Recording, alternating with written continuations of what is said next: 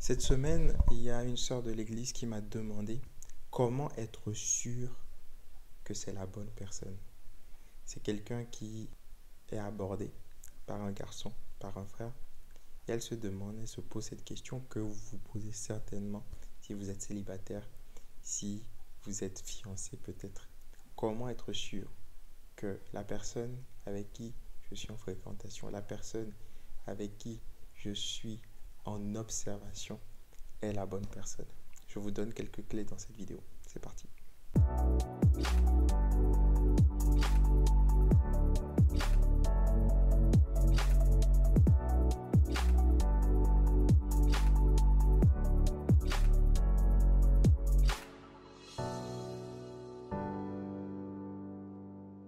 Bonjour à vous. Aujourd'hui, on va parler mariage. Comment vous faites pour savoir que c'est la bonne personne? D'abord, dans la Bible, il faut comprendre qu'il y a très peu de critères disqualificatoires pour le mariage. En réalité, il n'y en a que deux. Le premier critère, c'est qu'il faut que la personne soit née de nouveau convertie. Parce que la parole de Dieu dit qu'il n'y a aucun lien entre Christ et Bélial.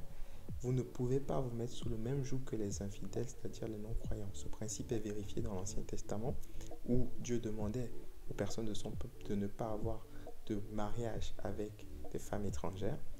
Et ce principe est également actuel dans le Nouveau Testament où Dieu demande de ne pas avoir un attelage disparate. Donc ça, c'est non négociable.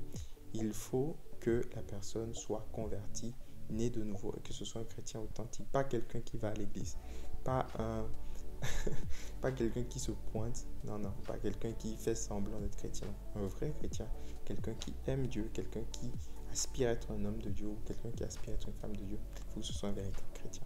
Ça, c'est la première des choses non négociables. Donc, même si la personne, elle est sympa, elle est gentille, elle a de bonnes valeurs morales, on tire un trait dessus.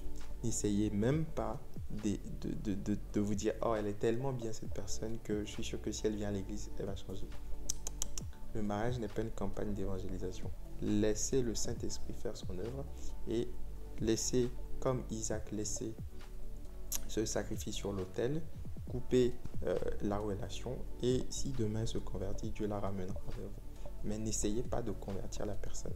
Voilà.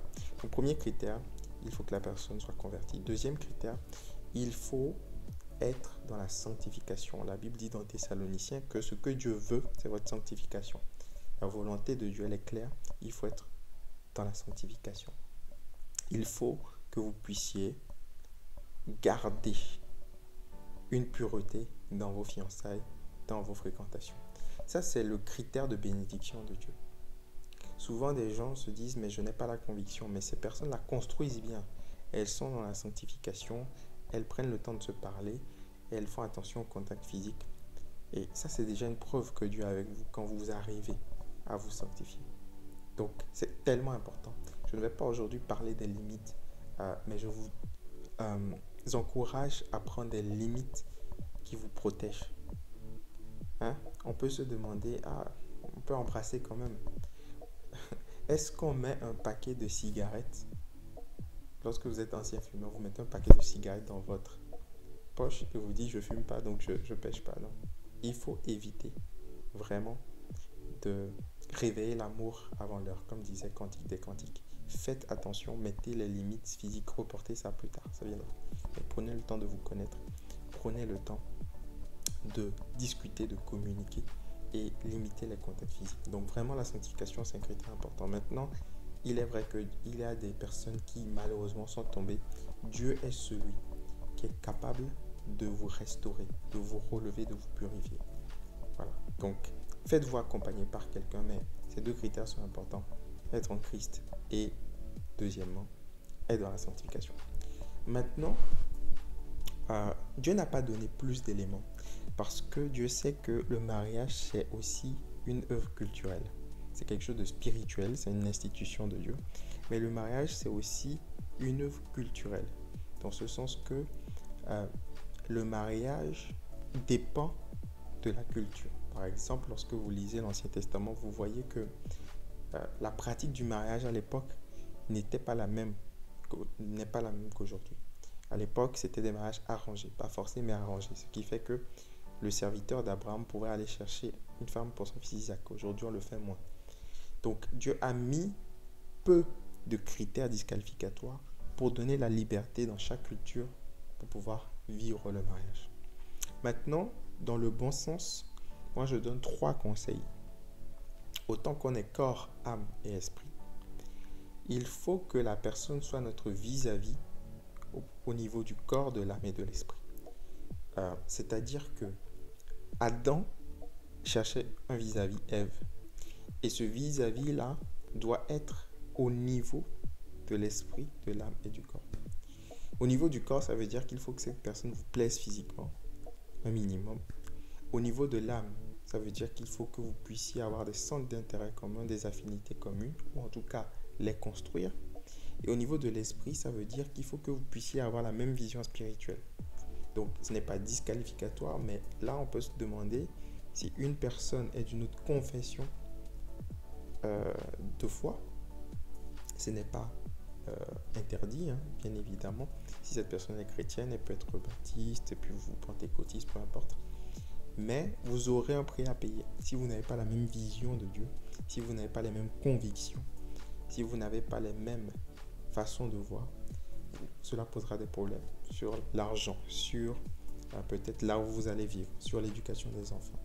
Donc, il faut une vision spirituelle, c'est-à-dire une vision de Dieu qui est un minimum commune pour que vous puissiez construire. Parce que la Bible dit que 2 personnes ne peuvent pas marcher ensemble si elles ne se mettent pas en accord. Voilà. Donc ça, c'est les 3 critères en plus d'être un vis-à-vis au niveau du corps, de l'âme et de l'esprit. Maintenant, j'aimerais vraiment vous rassurer qu'il n'y a pas une personne unique pour vous. Si vous ratez la personne, vous n'allez pas finir vieux garçon, vieille fille. Non, il n'y a pas une seule personne pour vous. Dieu a prévu un profil pour vous. Pas une personne, mais un profil de personne pour vous. Et Dieu vous laissera la liberté de choisir. Il y a une part de l'homme dans le mariage. Dieu ne vous montrera pas en révélation qui est votre mari, qui est votre femme. Je sais que c'est arrivé pour certains, mais en tout cas, ce n'est pas la norme biblique. Il n'y a rien dans la Bible qui dit que Dieu doit vous révéler qui est votre femme. Non. Vous avez une décision à prendre parce que c'est aussi votre choix. Dieu a envoyé Ève devant Adam pour que Adam choisisse. Et vous devez choisir, que vous soyez un homme ou une femme, vous devez choisir, vous avez le droit de choisir et vous pouvez choisir la personne. J'aimerais prier pour vous maintenant, Seigneur. Je prie que la personne qui m'écoute, si elle est encore célibataire, puisse être remplie de ton discernement afin de choisir la bonne personne. Je prie au nom de Jésus. Amen. Amen. Allez, partagez cette vidéo à votre entourage, à vos amis qui se posent des questions sur la fréquentation, les fiançailles. Et on se retrouve en commentaire. Dites-nous quelles sont les questions que vous vous posez sur les fréquentations, sur le mariage. Et on prendra le temps de vous répondre. Dieu le permet, que Dieu vous bénisse. À la prochaine. Ciao.